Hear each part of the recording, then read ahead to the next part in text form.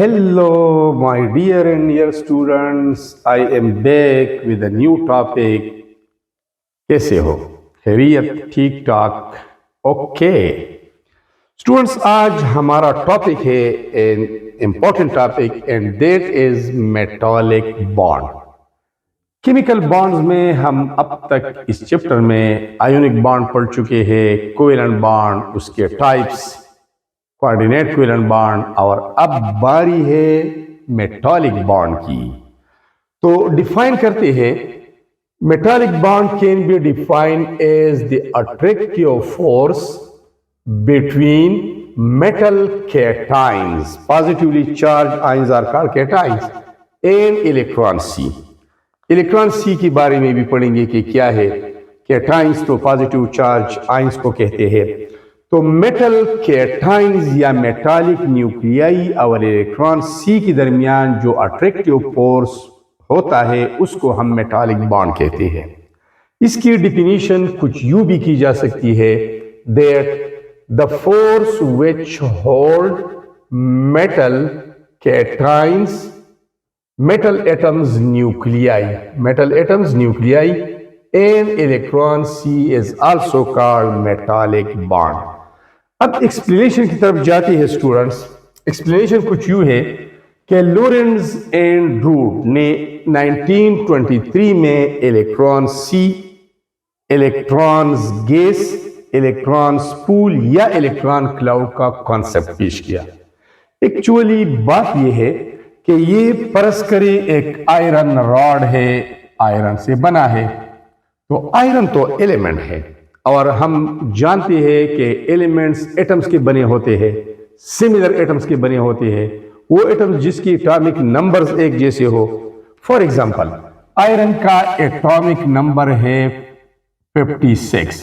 तो इस iron element में जितनी भी आयरन एटम है उन सब का एटॉमिक नंबर होगा 56 और इनको केमिकली आइडेंटिकल एटम्स हम बोलते हैं। इन सारे का एटॉमिक नंबर 56 होगा।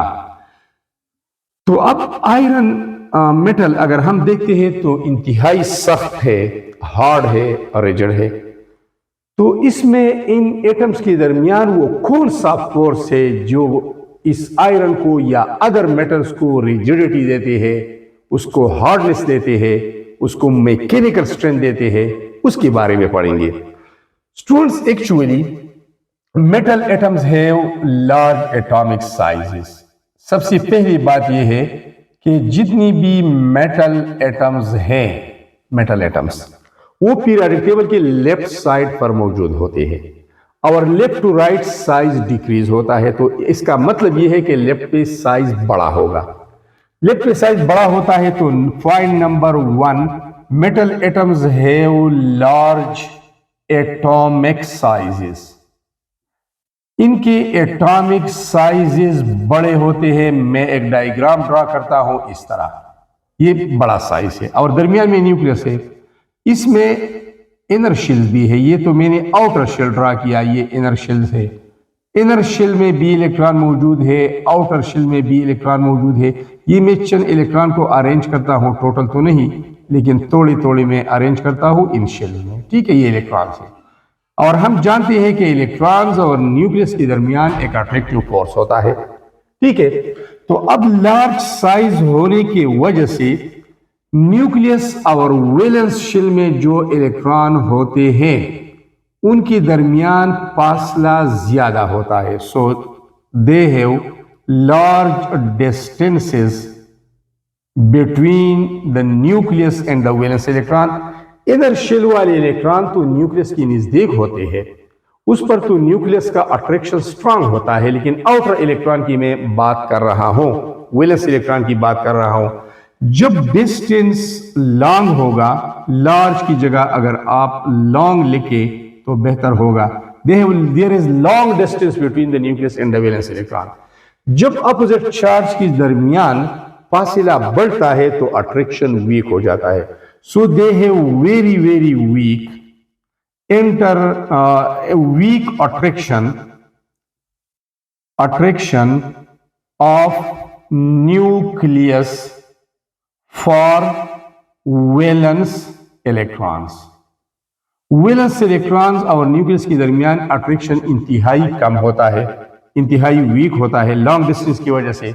सो these valence electrons are almost free, these valence electrons are almost free valence electrons, और ये लूजली हेल्ड होते हैं, लूजली, जिस पर अट्रैक्शन कम होता है, लूजली हेल्ड। ये जब लूजली हेल्ड होते हैं तो ऑलमोस्ट फ्री होते हैं। थोड़ा अट्रैक्शन तो इसके ऊपर होता है जो सर्कुलर मोशन के लिए जरूरी है, जो सेंट्रीपिटल फोर्स प्रोवाइड करना होता है वो तो न्यूक्लियस प्रोवाइड करता है, लेकिन attraction is very very week. So all atoms के वैलेंस इलेक्ट्रॉन फ्री होते हैं, जिसको मैंने इस रेड सर्कल से जाहिर किया है। ये वैलेंस इलेक्ट्रॉन है, ये लूजली हेल्ड इलेक्ट्रॉन है। अब ये इलेक्ट्रॉन हरकत करते हैं, दीज इलेक्ट्रॉन्स कैन मूव, ये हरकत करते हैं throughout the whole bulk और मास और बॉडी, जो भी आप लिखना चाहे, ये फ्री मूवमेंट करते हैं। तो इनको हम बोलते हैं फ्री इलेक्ट्रॉन्स, फ्री इलेक्ट्रॉन्स, और इनको हम बोलते हैं कंडक्शन इलेक्ट्रॉन्स। इसकी वजह से कंडक्शन होती है, इसको कंडक्शन इलेक्ट्रॉन कहते हैं।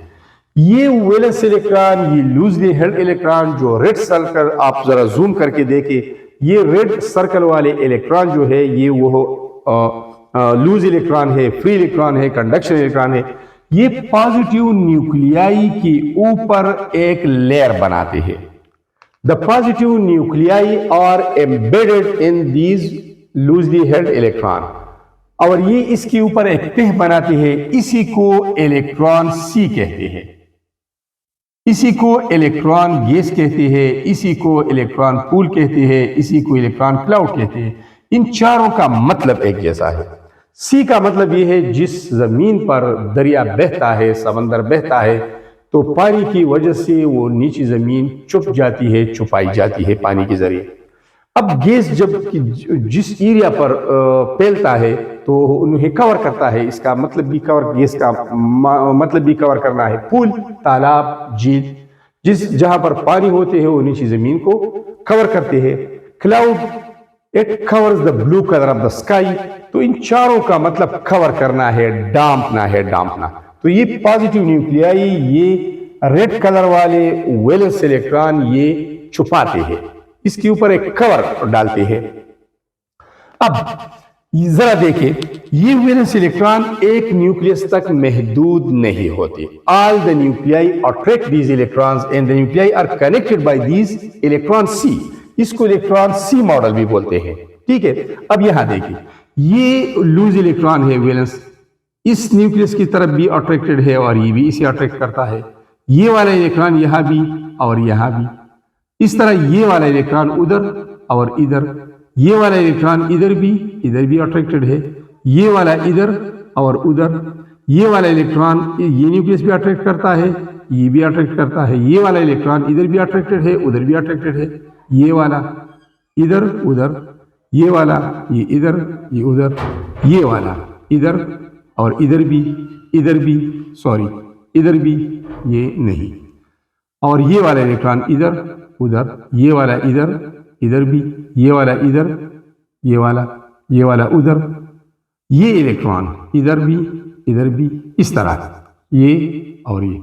तो ऑल न्यूक्लियाई interconnected है by the electron gas or electron C. So the force of attraction between metal cations, अब जो लूज इलेक्ट्रॉन है वो तो निकल चुके हैं, न्यूक्लियस के जेरे असर नहीं है, तो मेटल के ऊपर पॉजिटिव चार्ज आया है तो इसको हम मेटल कैटायन बोलते हैं।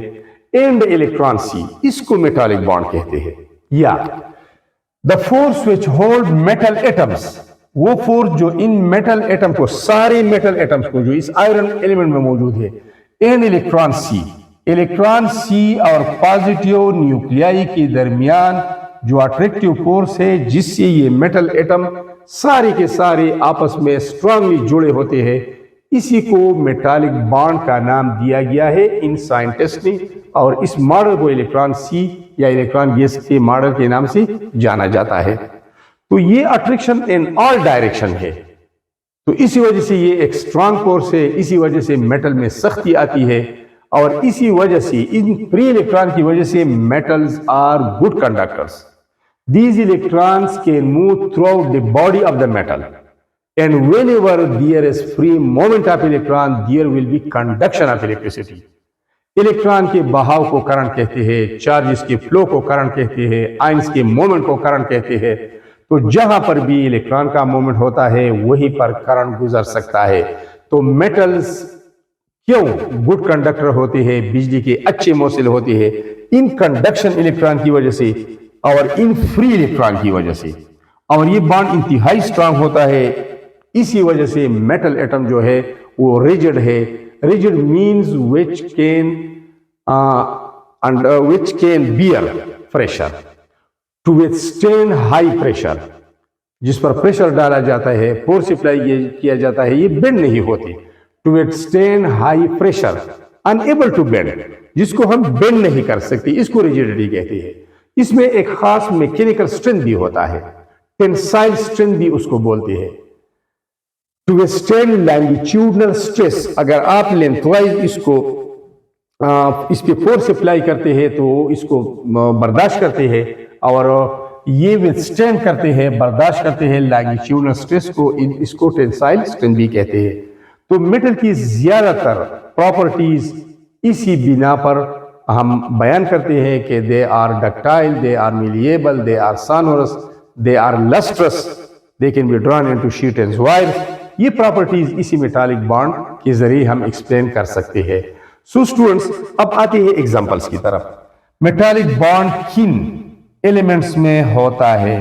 तो नाम से तो जाहिर है ना, नाम से, कि मेटालिक बॉन्ड मेटल एटम्स के दरमियान होता है।